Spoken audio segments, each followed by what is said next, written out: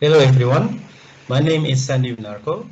I'm a Principal PM for Azure Data Governance at Microsoft. My team develop and manage data integration products, including Azure Data Factory or ADF and SQL Server Integration Services or SSIS. Let's preview the learning objectives or takeaways from this session.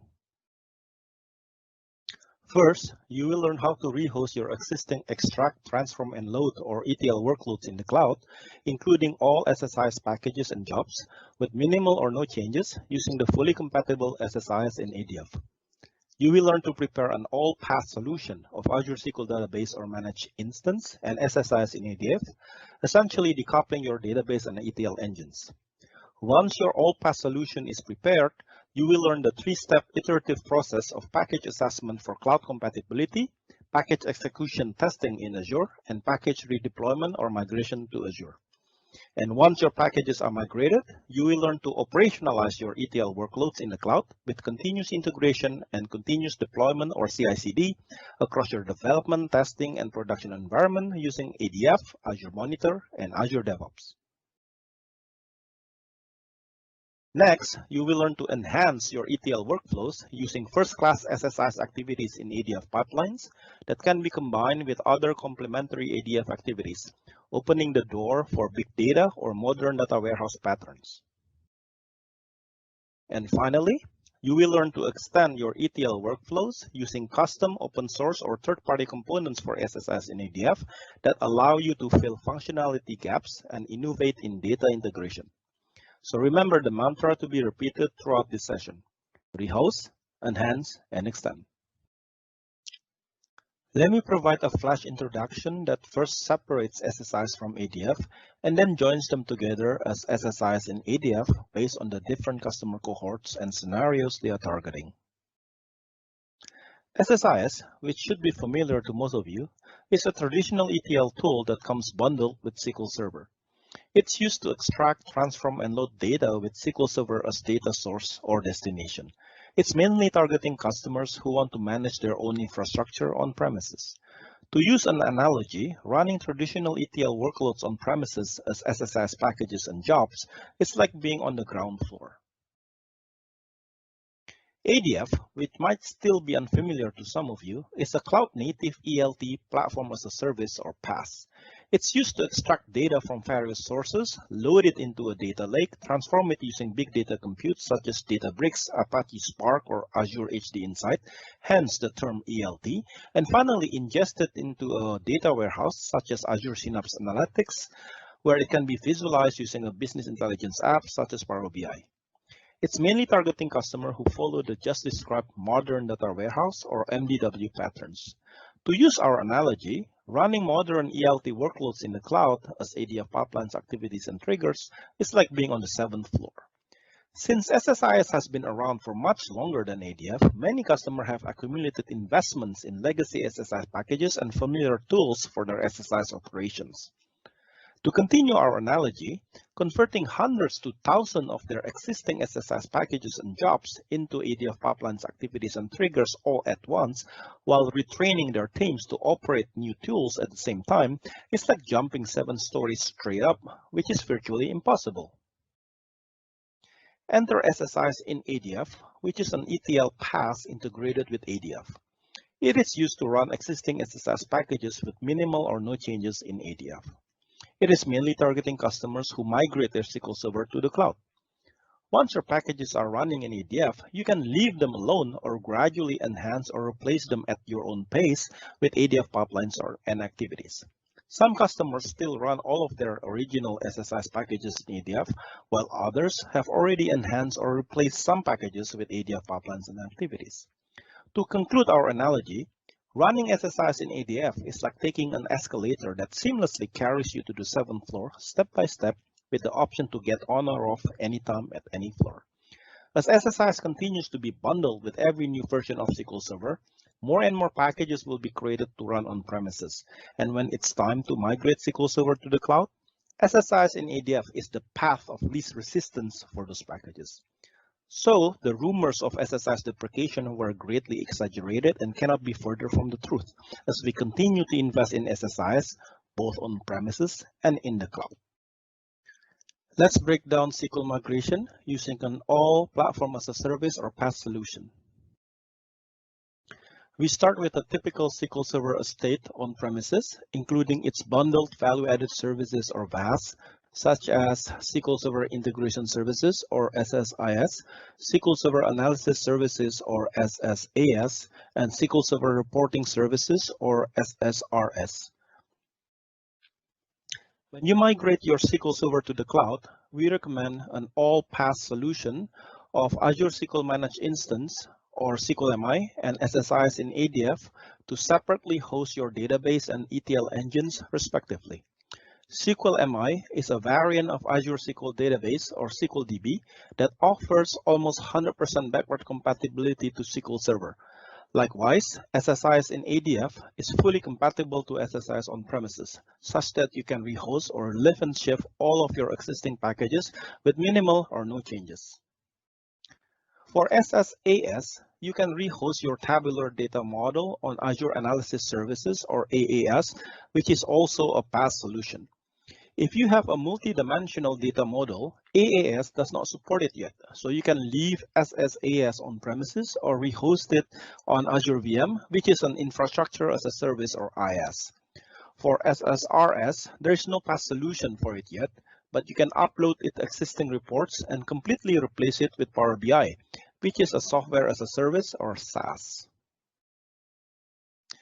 Now that you perform data integration using SSIS in ADF, it can connect to various resources on premises and in the cloud. For example, it can fetch packages stored in MSDB or SSISDB hosted by SQL MI. It can still access databases hosted by SQL Server on premises. It comes with built-in components from SQL Server Standard and Enterprise Edition, such as SAP, Oracle, and Teradata connectors, Change Data Capture or CDC components, Analysis Services or AS component to access AAS and SSAS, and Power Query source to run Power Query scripts generated from Excel or Power BI. It also comes with pre-installed components from Azure Feature Pack, such as Flexible File Source, Destination, and Task to access Azure Blob Storage, Data Lake Store, etc. Using SSIS in ADF, package execution can be invoked as first-class SSIS activities in ADF pipelines, so they can benefit from cloud-first, cloud-only features and be chained or combined with other complementary ADF activities, thus enhancing your ETL workflows. For example, connectivity gaps in built-in or pre-installed SSIS components can be filled by ADF that has more built-in connectors, and vice versa. Functionality gaps in native ADF activities can be filled by SSIS that also offer virtually unlimited extensibility. SSIS in ADF offers a custom setup interface to extend your ETL workflows. Many of our ISV partners have adapted their commercial SSIS components to run on SSIS in ADF via standard custom setup scripts. Some of them have even deeply integrated their components on SSIS in ADF via express custom setups without script. For example, one of our partner, OH22 Information Services, have built a cloud alternative to DQS or Data Quality Services that's also bundled as a SQL Server VAS. Their product can be purchased in Azure Marketplace, supports DQS migration, and runs completely in Azure, orchestrated by SSIS in ADF. Let's trace the evolution of SQL Server Integration Services or SSIS from on-premises to the cloud, highlighting new enablers and features that unblock and accelerate SSIS migration. As most of you know already, SSIS is a traditional extract, transform, and load or ETL tool that has been around for a long time.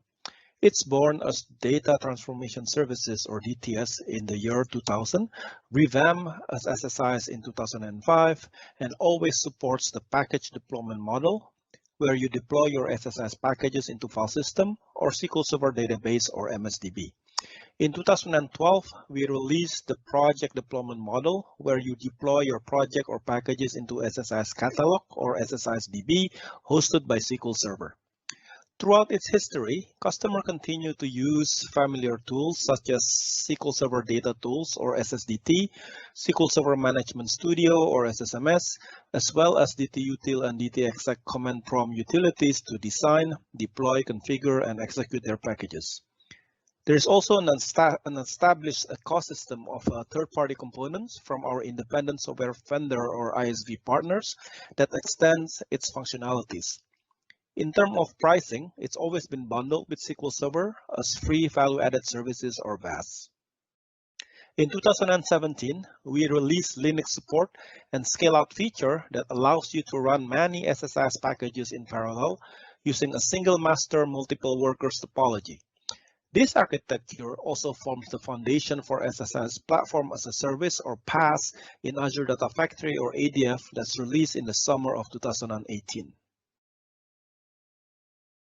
When we released SSIS in ADF, we separated storage resources where you deploy and store your packages from compute resources where you run them. So you can scale these resources up and down or in and out independently. For storage resources, we support both project and package deployment models, where you can store your packages in SSISDB hosted by Azure SQL Database or Managed Instance or SQL MI, in MSDB hosted by SQL MI, in Azure Files or in File System. For compute resources, we use ADF to provision a managed cluster of Azure Virtual Machines or VM dedicated to run your packages. We call this Azure-SSIS Integration Runtime or SSIS IR. For design, management, and orchestration tools, we have preserved your skill sets by ensuring that familiar on-premises tool can still be used in the cloud.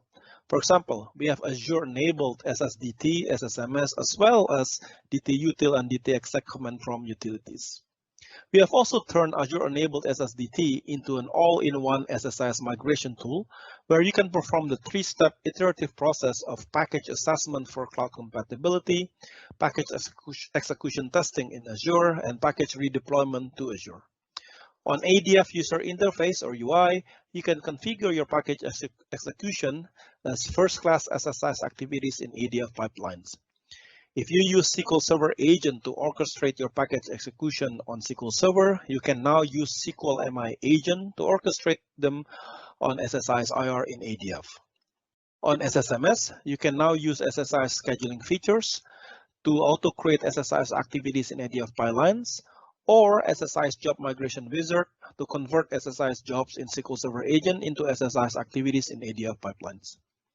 If you use third-party tools such as Control-M or Active Batch to orchestrate your package execution on SQL Server, you can continue using it to orchestrate them on SSIS IR in ADF via Azure-enabled DTExec command prompt utility that can be configured on SSMS and invoked by your third-party tool to auto-create and run SSIS activities in ADF pipelines.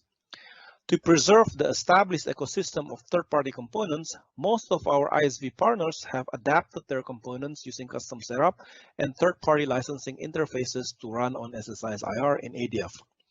And finally, in terms of pricing, we offer pay per hour for SSIS IR usage. Its running costs by bringing your own SQL Server license with Azure Hybrid Benefit or AHB option and stopping or restarting it whenever convenient, on demand, or just in time. Now that you run your packages on SSIS IR in ADF, you can still access data on premises by joining SSIS IR to a VNet connected to ExpressRoute or a VPN gateway to your on-premises network, or using self-hosted IR installed in your on-premises network as a proxy for SSIS IR. You can continue to access your existing or new data stores using Windows authentication feature or cloud-first, cloud-only features such as Azure Key Vault or AKV and Azure Active Directory or AAD authentication with the managed identity of ADF as a trusted services. To enhance your ETL workflows, you can orchestrate first-class SSIS activities in ADF pipelines and chain or group them with other complementary native ADF activities.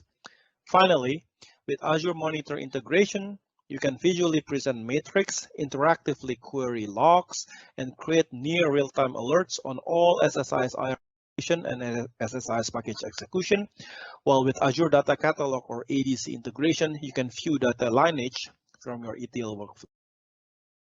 Let's learn how to secure data access from SQL Server Integration Services or SSIS, Platform as a Service or PaaS.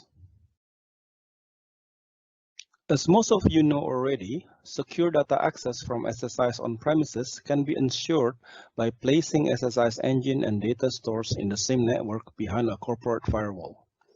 Secure data access from SSIS PaaS, which is essentially SSIS Integration Runtime or SSIS IR in Azure Data Factory or ADF, can be achieved via several features. For example, you can join SSIS IR to a virtual network or VNet where your data stores are also injected into the same VNet, configured with VNet service endpoint, or connected via private links or private endpoints in the same VNet.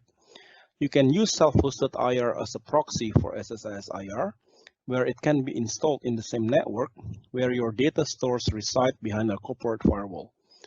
You can store your access credentials in Azure Key Vault or AKV, and if you want to omit credential from your SSIS packages altogether, you can use Azure Active Directory or AAD authentication with the managed identity of ADF as a trusted service. You can also bring your own static public IP addresses for SSIS IR, so you can allow them on your data store firewalls.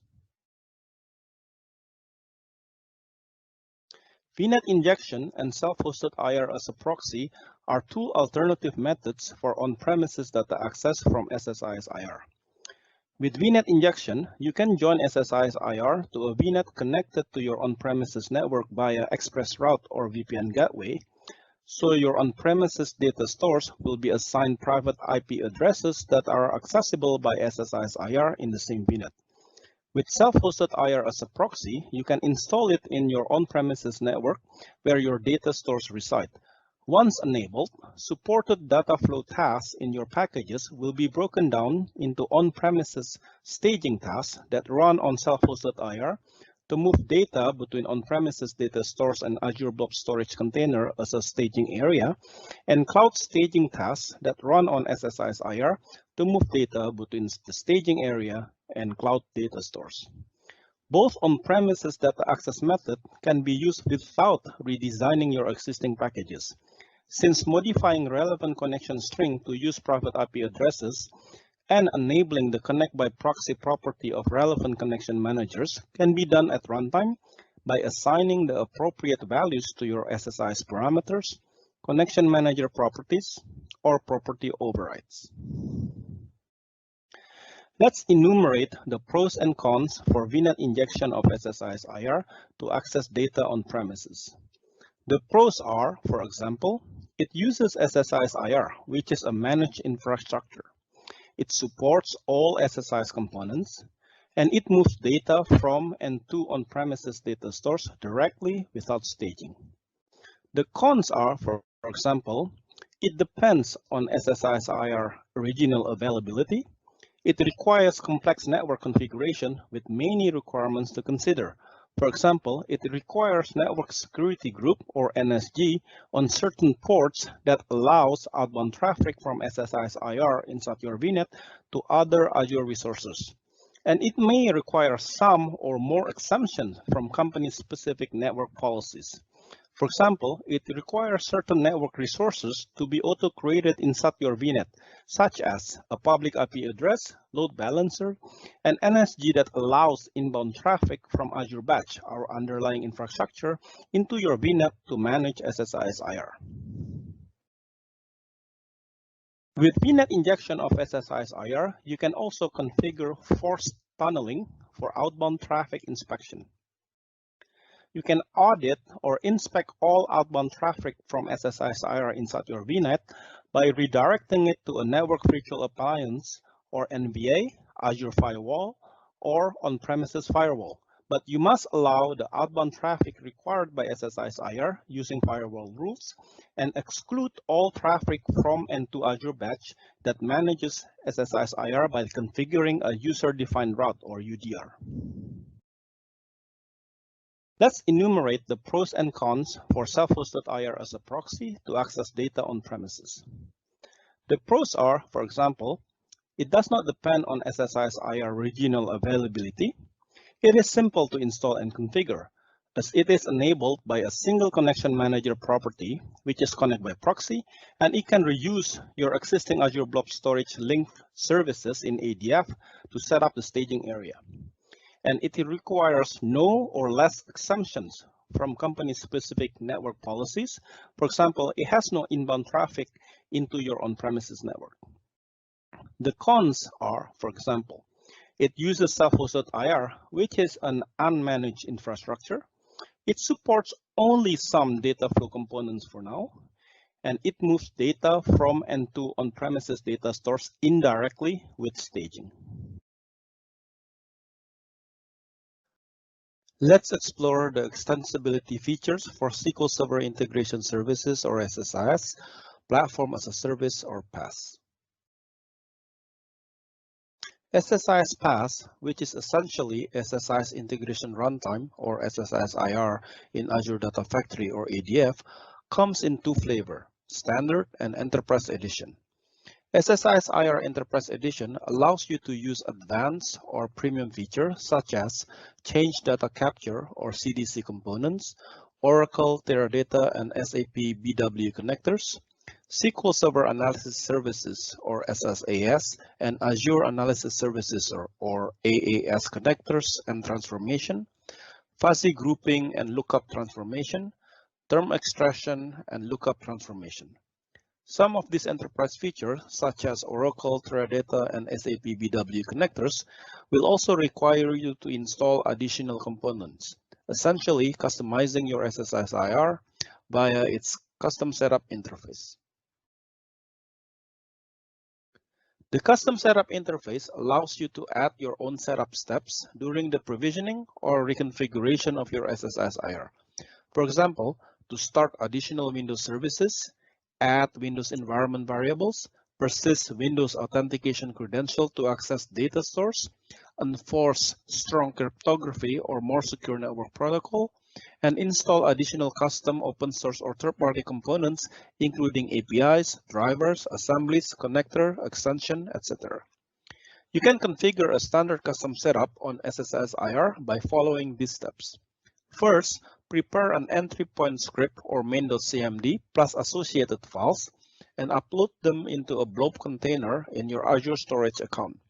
Next, provide a long-life shared access signature uniform resource identifier, or SAS URI, with read and write permission for your container when you provision or reconfigure your SSIS IR. Each node of your SSIS IR will then download the script plus files from your container and execute your custom setup with an elevated privilege. Upon completion, each node will upload the standard output of execution and other logs into main.cmd.log folder in your container. For common or popular custom setups, we now provide express custom setups that require no script nor blob container.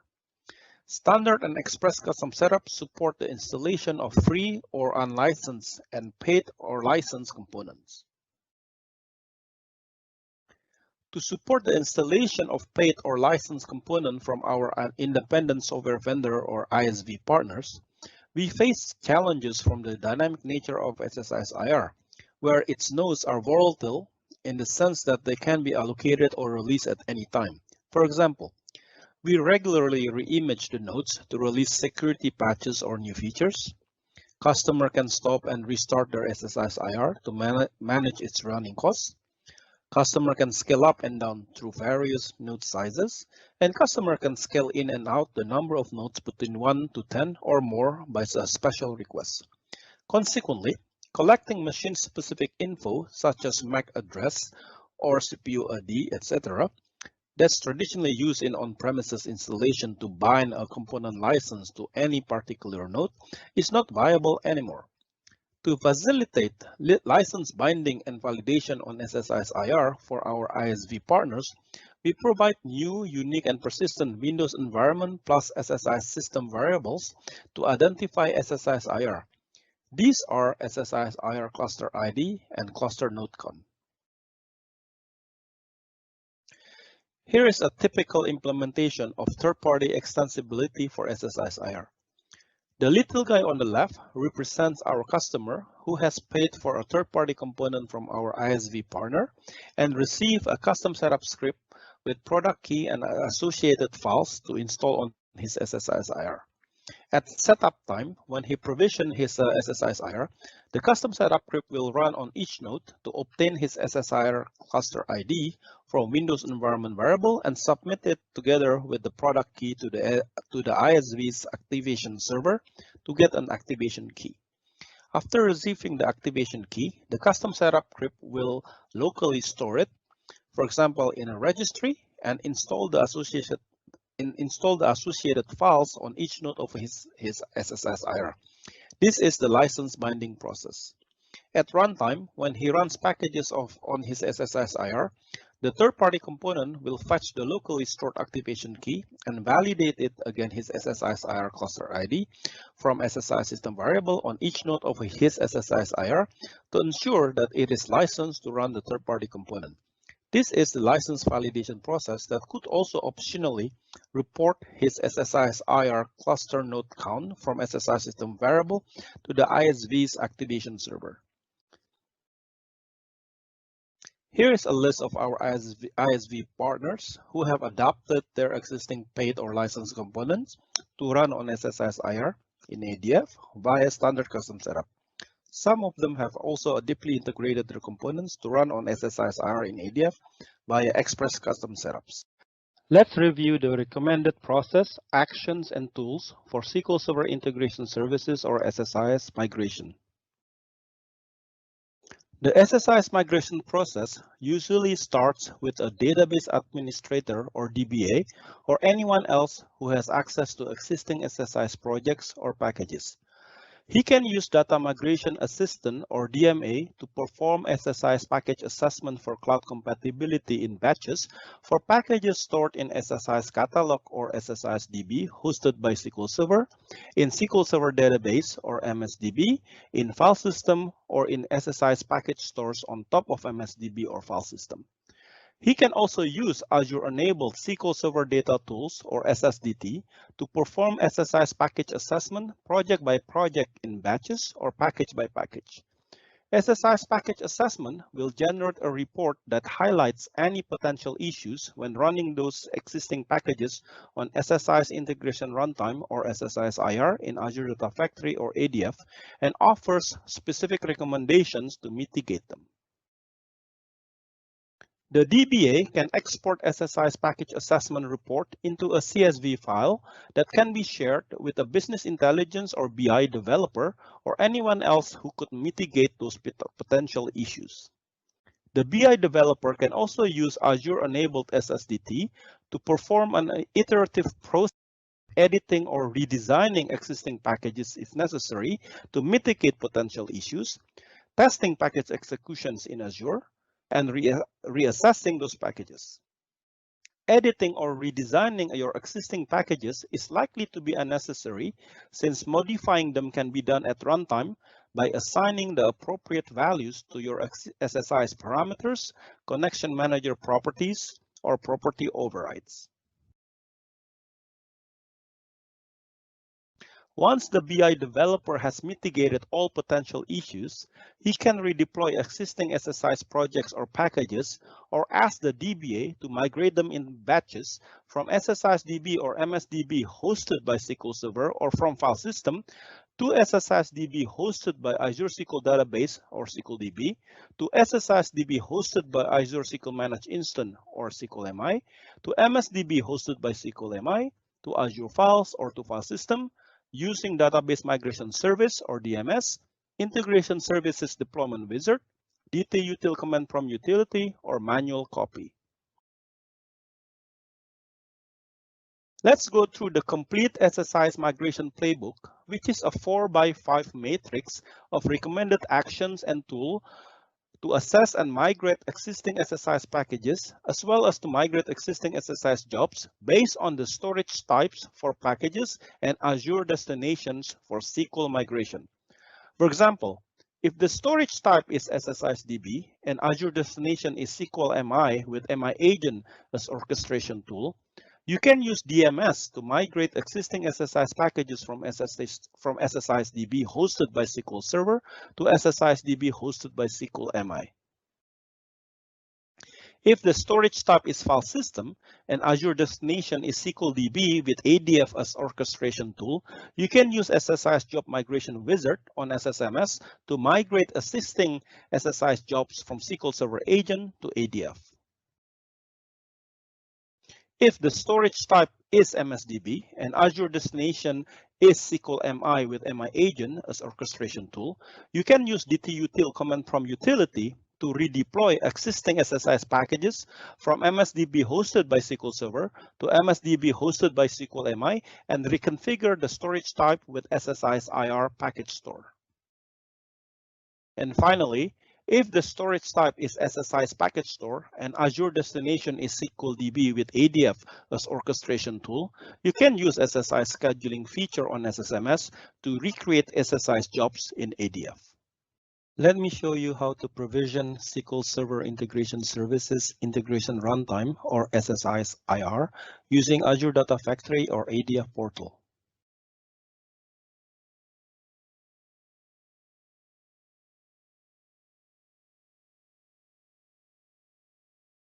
On Azure Portal dashboard, select your existing ADF resource style to open its overview page where you can launch ADF portal.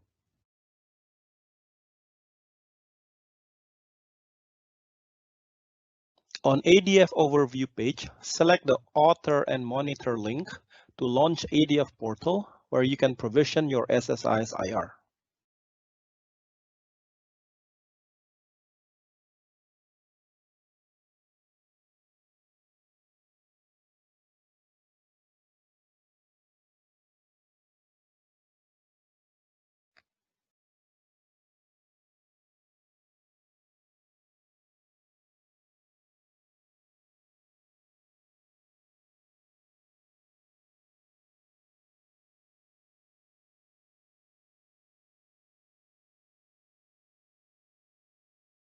On ADF Portal Home Hub, select the Configure SSIS Integration option to open the Integration Runtime Setup pane, where you can configure the general, deployment, and advanced settings for your SSIS IR.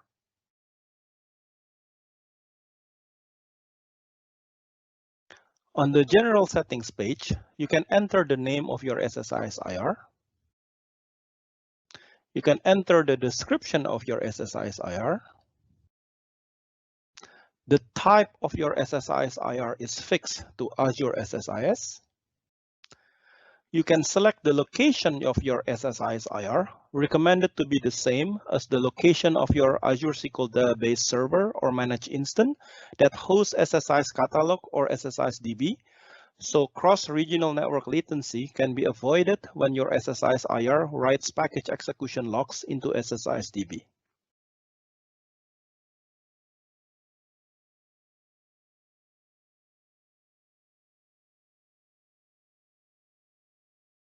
You can select the node size of your SSIS IR, scale up and down from 1 to 64 CPU cores and from 3.5 to 432 GB RAM per node to run compute or memory-intensive packages.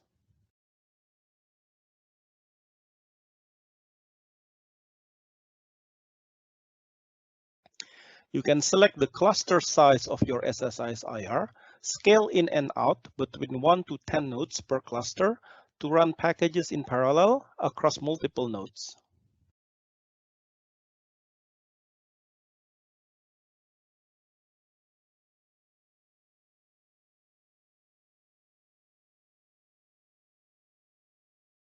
Select the SQL edition or license of your SSIS IR, standard or enterprise. Select enterprise edition or license to use advanced or premium components such as change data capture or CDC components, Oracle, Teradata, and SAP BW connectors, etc.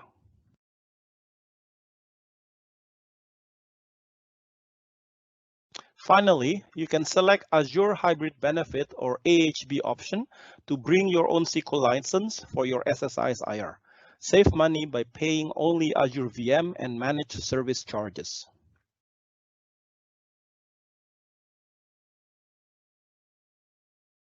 On the deployment settings page, you can select the option to create SSISDB hosted by your Azure SQL database server or managed instance. Select it if you use project deployment model to deploy your projects or packages into SSISDB. Unselect it if you use package deployment model to deploy your packages into file system, Azure Files, or SQL Server Database or MSDB hosted by your Azure SQL Managed Instance. But regardless of your deployment model, select it anyway if you want to use your Azure SQL Managed Instance agent to orchestrate or schedule your package execution. You can select the Azure subscription, under which you can then select your Azure SQL Database Server or Managed Instance.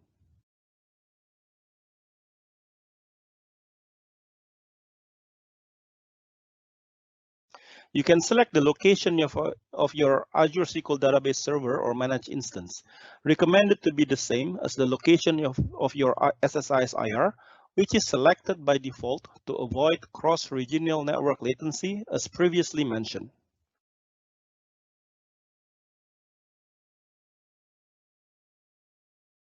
You can select the endpoint of your Azure SQL Database Server or Managed Instance. These can be used later to connect from familiar on-premises tools, such as SQL Server Data Tools or SSDT and SQL Server Management Studio or SSMS.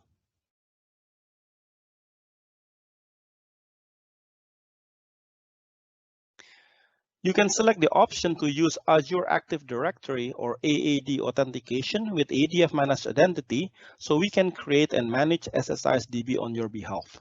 This requires you to add ADF Managed Identity into an AAD group with access permission to your Azure SQL Database Server or Managed Instance.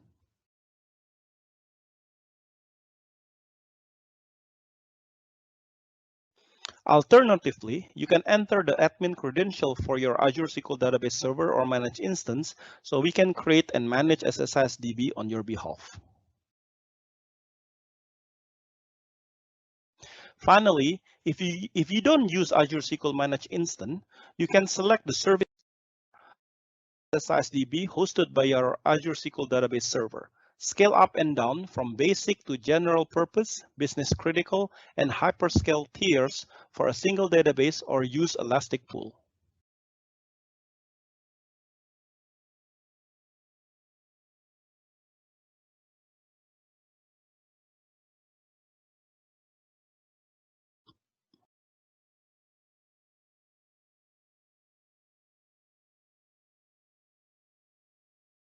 You can also select the option to create SSIS IR package store to manage your packages that are deployed into file system, Azure Files, or MSDB hosted by your Azure SQL Managed Instance.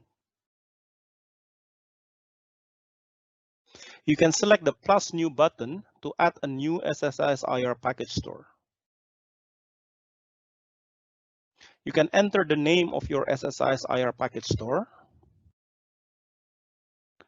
You can select the name of your existing ADF linked service that contains access information for file system, Azure Files, or Azure SQL Managed Instance, where your packages are deployed, or create a new one with basic authentication.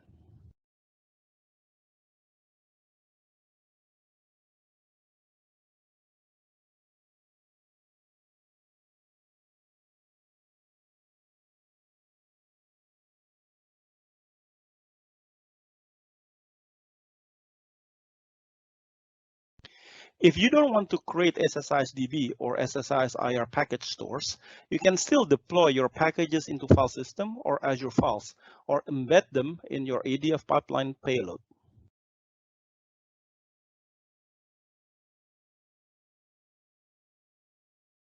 On the advanced settings page, you can select the concurrency level of your SSIS IR node to run a single package using more than one cores, or run one or more packages using a single core.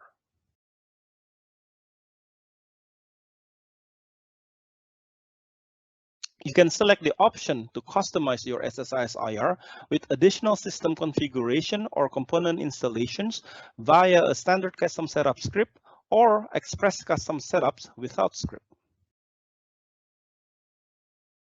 You can enter the shared Access Signature Uniform Resource Identifier, or SAS URI, of your Azure Storage Blob container, where your custom setup script and associated files are stored, so they can be downloaded and run on each node of your SSIS IR. You can select the plus new button to add a new Express custom setup without script on your SSIS IR. You can select the type of Express custom setup. For example, to run Windows CMD key command that persists data store access credential, to add a Windows environment variable that can be used in your packages, to install a third-party paid or licensed component that extends your extract, transform, and load or ETL workflow, or to install Azure Powershell that can be used to manage other Azure resources.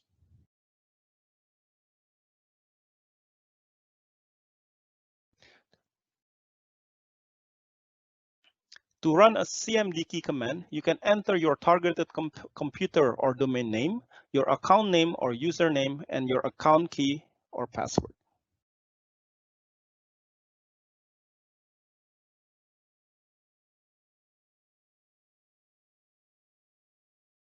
To add an environment variable, you can enter your variable name and value.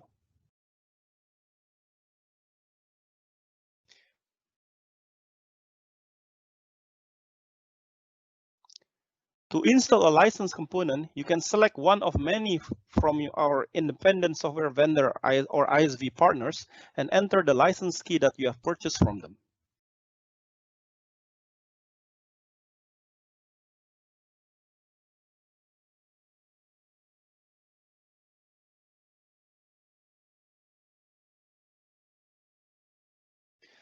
To install Azure PowerShell, you can enter the version number of AZ module you want.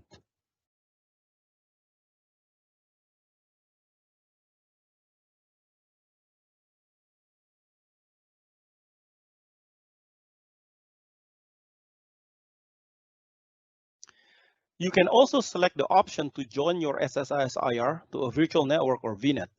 This is required if you use Azure resources in a VNet or configured with VNet service endpoint or private endpoint. For example, your Azure SQL database server or managed instance that hosts SSISDB, Azure storage that stores your custom setup script and other files, or Azure Key Vault or AKV that secures your credential and other secrets. This is also required if you want to bring your own static public IP addresses for SSIS IR or need to access data on premises without configuring self-hosted IR. You can select the Azure subscription, under which you can then select a VNet for your SSIS IR to join.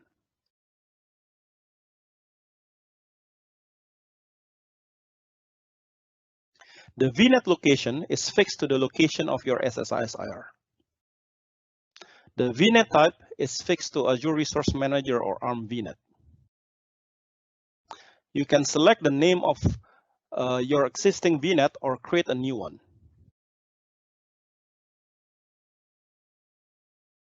You can select the name of subnet under your selected VNet.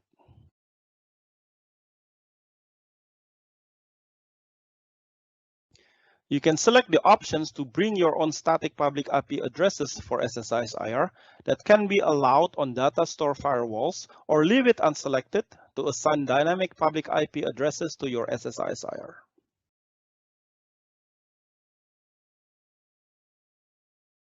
You can select two unused standard static public IP addresses with DNS name for your SSIS IR. If you don't have any, you can create new ones or modify existing ones on Azure Portal to meet the selection requirement.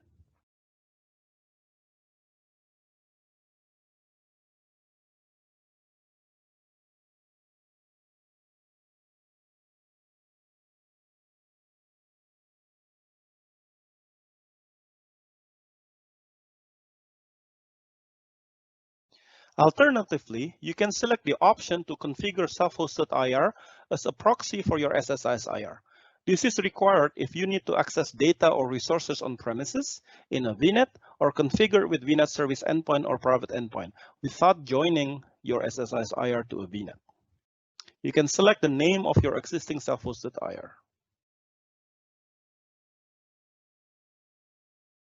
You can select the name of your existing ADF link service that contains access information for Azure Blob Storage or create a new one.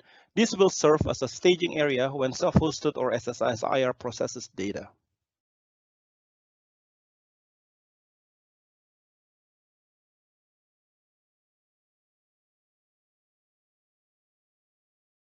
You can enter the path for staging area in your Azure Blob Storage, or a default container will be used.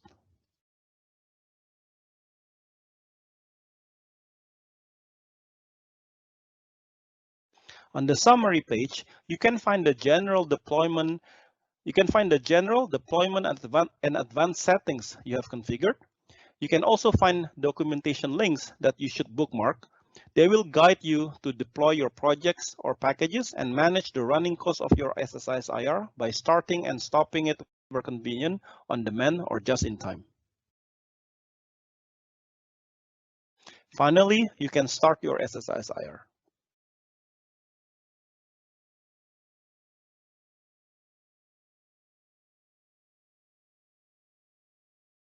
On ADF Portal Manage Hub, you can find your new SSIS IR starting. Excluding any custom setup time, it should be running within 5 minutes, but it might take longer when it joins a VNet. I mentioned before, VNet injection is one of the ways to access on-premise data, right? We have a standard VNet injection, and we recently introduced another method of VNet injection, which is called Express VNet injection. It's actually in private preview right now. So if you have any customer interested with this Express VNet injection, let me know. So and share the customer scenario and the customer Azure subscription ID, so we can allow them to access the private preview. Public preview should be sometimes in the next couple of months when it's ready. It will be GA before the end of this semester. So the Express VNet injection essentially will start your SSIS IR within 5 minutes.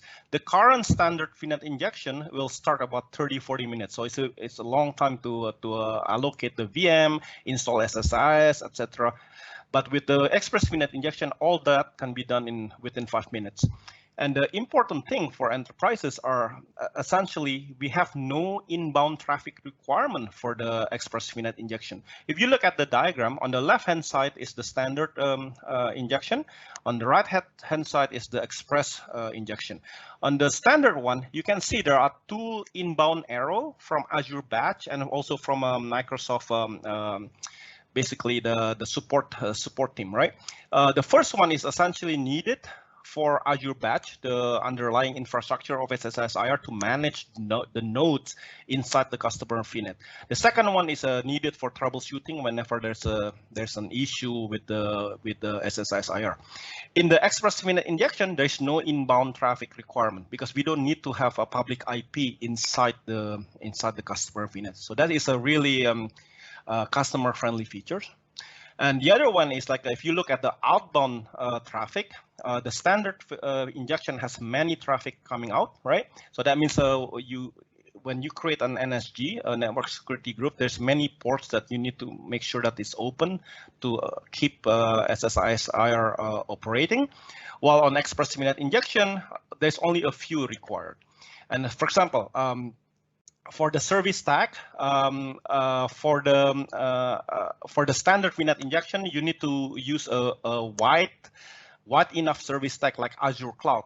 While for Express VNet injection, you only need to use like a narrow service stack like ADF management, for example. Okay. What else? Oh, the limitation currently for Express VNet injection is you can only have one SSIS IR per VNet, and it does not support global VNet peering, but it does support local VNet peering. So that means this limitation can still be worked around. Like for example, you can have multiple multiple VNet with multiple SSIS IR and connect all those VNet with local peering or with a VNet to VNet connection. So there are still workarounds to get around the limitations. Okay.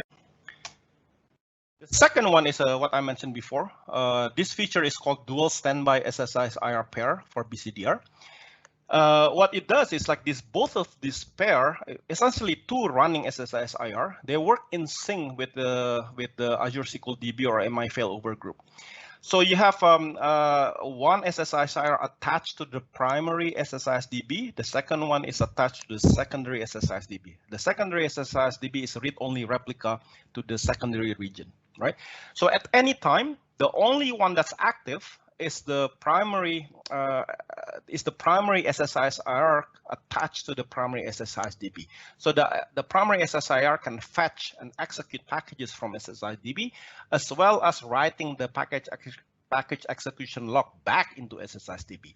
The other SSIS IR, the secondary one, cannot access SSISDB. And cannot fetch and run those packages in SSISDB, but it can actually fetch packages and execute packages deployed somewhere else, for example, in Azure Files or in a file system, or even embedded packages inside ADF pipeline, right? When a disaster happens and SSISDB failover occurs, that means the SSISDB primary and secondary swap roles.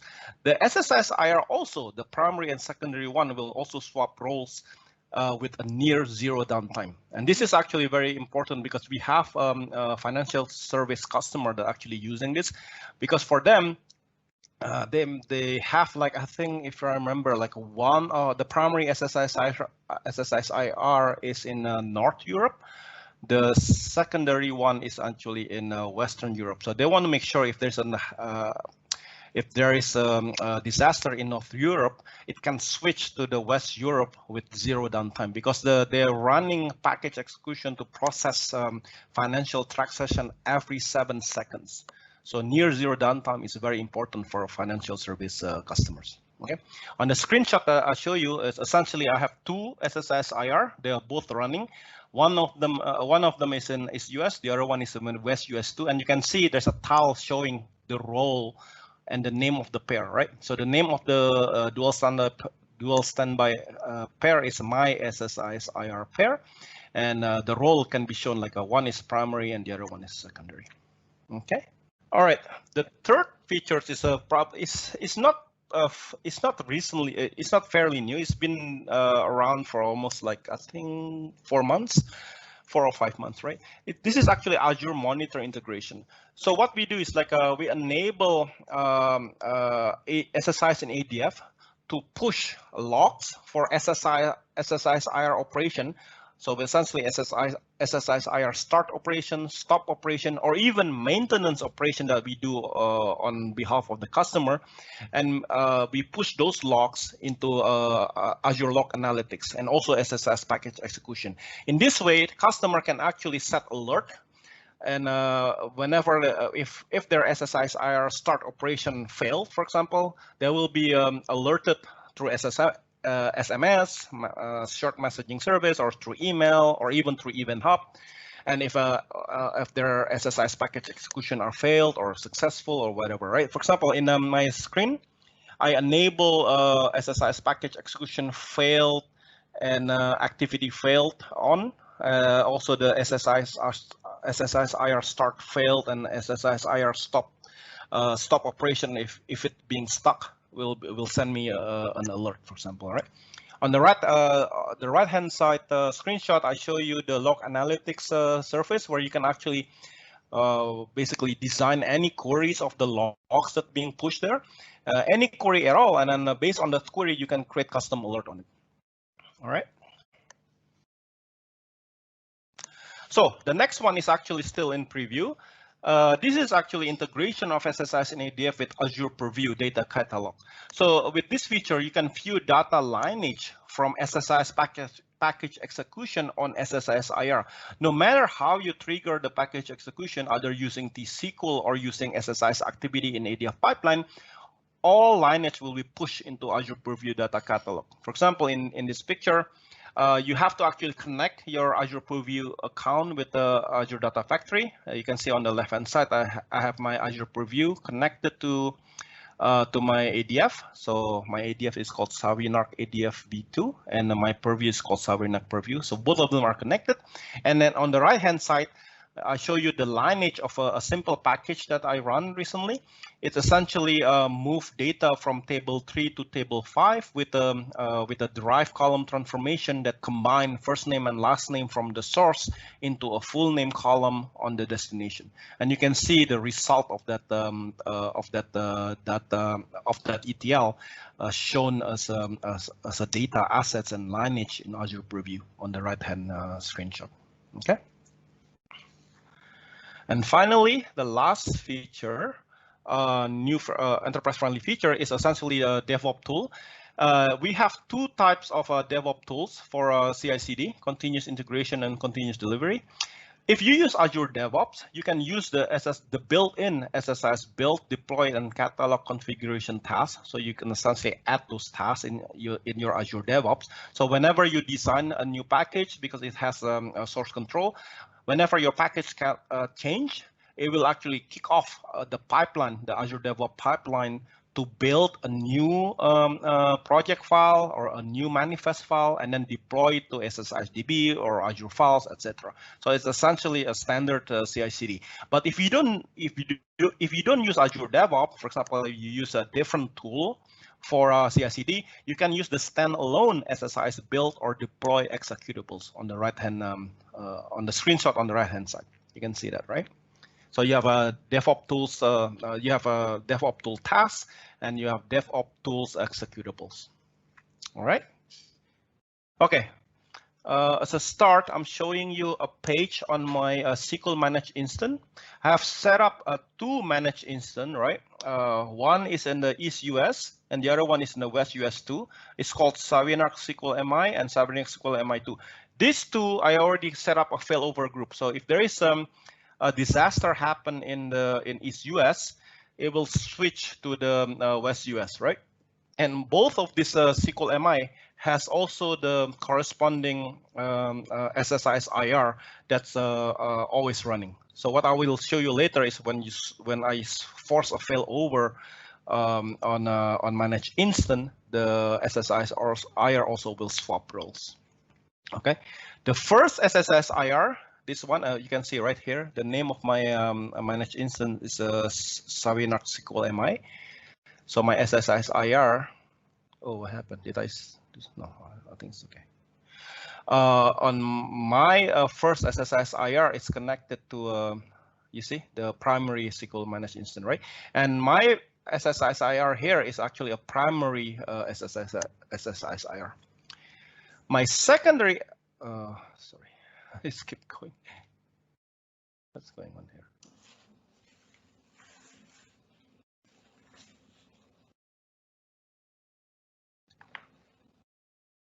Okay. My secondary SSIS IR is actually not running right now. The reason why I'm stopping it is because I want to show you the express VNet injection. Let me just show you. My first SSIS IR is using the standard VNet injection. If you look at the VNet, you see the standard VNet injection method is standard. That's why I started in advance, because it takes me about 30-40 minutes to finish starting this SSIS IR. But my secondary one is actually still stopped now. You see, it's still stopped, but it's because it's using express VNet injection. I will start it in. It should be running under 5 minutes. So I'm going to show you what it is, the property of this secondary SSIS IR. Okay. You can see here, that's the basic one. It's a location in the West US too. So basically in the same location with my secondary SSISDB and my secondary managed instance, right? I have one node. It's a standard license instead of enterprise, right? And I use AHB to save money. You can see, like, if I don't use AHB, it's more expensive, right? Okay. And then next, I make sure that I create an SSIS catalog or SSISDB. It's connecting to my secondary managed instance, Savinac SQL MI2 in West US2, right? To connect to the secondary managed instance, I can use either AD authentication with ID of managed identity, or in this case, I'm just using a standard SQL auth, right? And here is where I actually enable the BCDR function, the BCDR feature. I use a dual standby SSIS IR, and I call the dual standby pair name my SSIS IR pair. You can see in my primary SSIS IR it's shown right already. All right. And I can actually also create a package store on top of MSDB or file system if I want to create one, but I don't. But I just show you that you can actually have SSISDB and MSDB and Azure files to store your packages anywhere. Okay. And next is essentially the advanced setting where you see the VNet injection. Before, well, let me just show you. Okay. So in here, you can see the VNet injection, and you can see here the VNet injection method is actually express instead of standard. So express is because I want to make sure that the SSIS IR is started within 5 minutes. Okay. What I want to show you also is like here, there's also a feature. If you don't want to use VNet, you can actually use self-hosted IR as a proxy. And then you can do, all these properties that you have to fill out. I want to show you the customizing your SSIS IR to show you how you can actually integrate the third-party components. If I click on this checkbox, you can see there's a custom setup container SAS URI. So this is actually a SAS URI pointing to your Azure Blob container. And in that Azure Blob container, you can upload a startup script, setup script, main.cmd, and all the driver, API, connectors, whatever you want to install on your SSIS IR. This is called the standard custom setup interface. The express one, you don't have to do anything like that. It's really quick. If you click on the express custom setup, right? And here you can actually select, you want to run CMD key. You can basically make sure that your SSIS IR can connect to like a file share, for example. You can add environment variable, you can install Azure Powershell.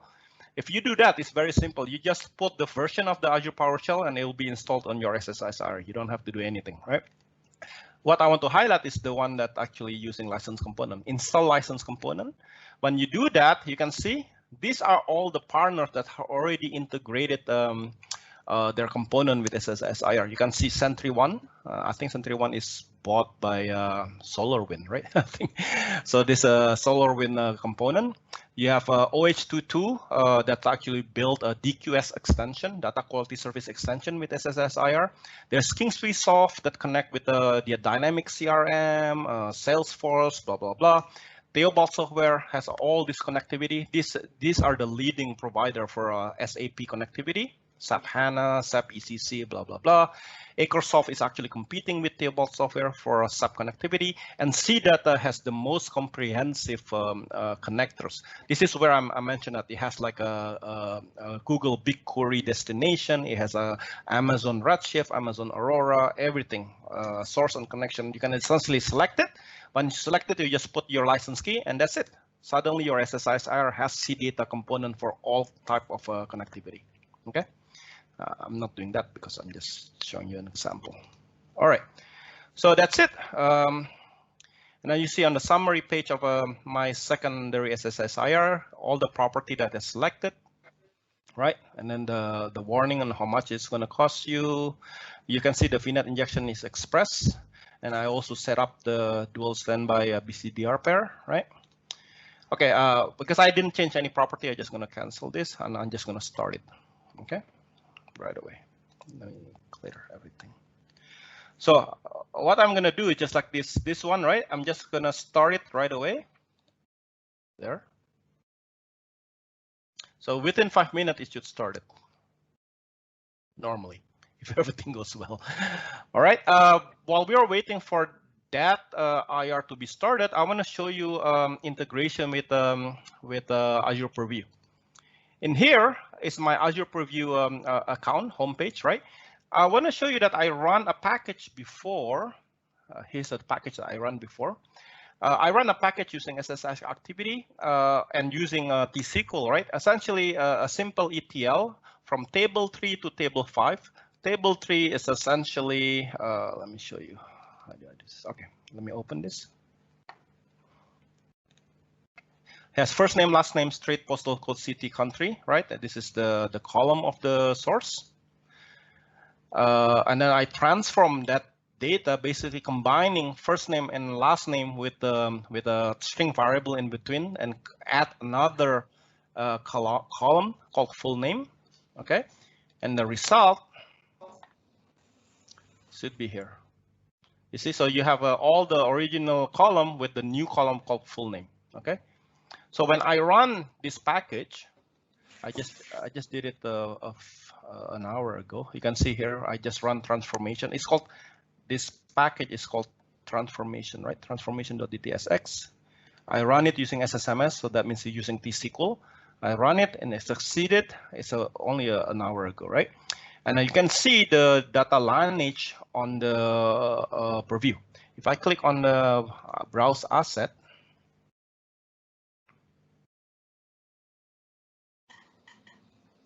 you can see there's all these assets, Data Factory, Azure SQL Database, the Azure SQL Database Server. In here, essentially in the past, I have run 2 SSIS activity to run transformation.dtsx. And recently, I just run the same package, but using SSISDB, essentially using the T-SQL interface from SSMS. This operation essentially shown here. When I click on that, you can see this is the asset for the ETL. You can see the lineage. You can see the lineage, you see? And you can see the first name, last name become full name. That's essentially a SSIS integration with Azure Preview. Okay, going back to the, oh, it's still not starting. What happened? It should be starting.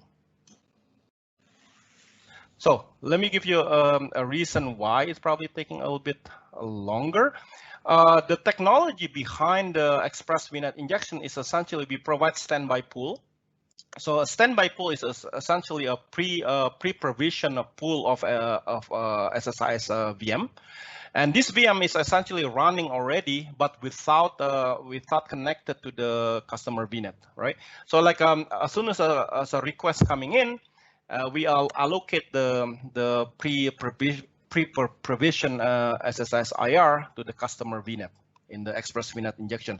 For this demo, we actually allocate about 2 SSIS IR, not 2 SSIR, sorry, 2 VMs of the size D2, V3 in the standby pool. So the reason why it might be slower is because maybe the pool is already being used. Maybe there's another private preview customer is actually taking the VM from me. So essentially, the standby pool is probably empty right now. So we don't get allocated as soon as we want.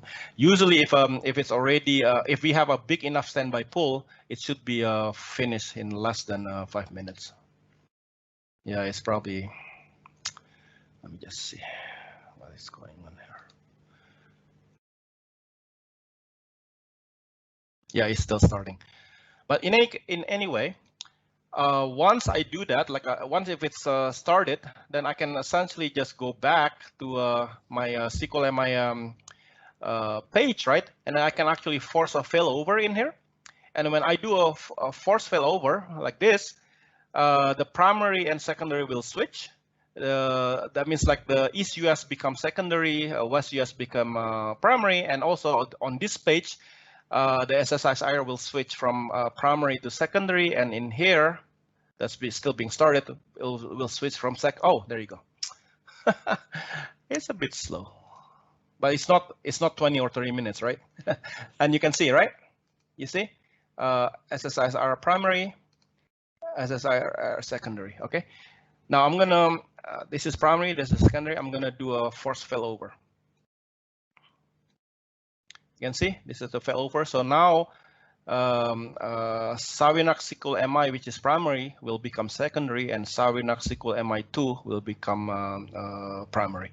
So this, when I go to this monitoring page, you can see the role will swap. Okay, let me just see. Oh, there you go. It's done. You can see, right? The primary now is actually SQL MI2 instead of SQL MI, right? Now the secondary is a SQL MI. Now if I refresh this page, this is primary right now. If I refresh it, it should become secondary now. The old primary will become secondary. See? You see it, right?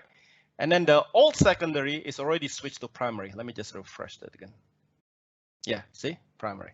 You can see, right? This, the primary and secondary swapping role of SSIS IR is done automatically, triggered by the SSISDB failover. Okay. To conclude this session, here are the resources you can use to follow up on this topic. For context, here are my email address and the link to our SSIS team blog. For more info, here are the links to our SSIS and ADF documentations.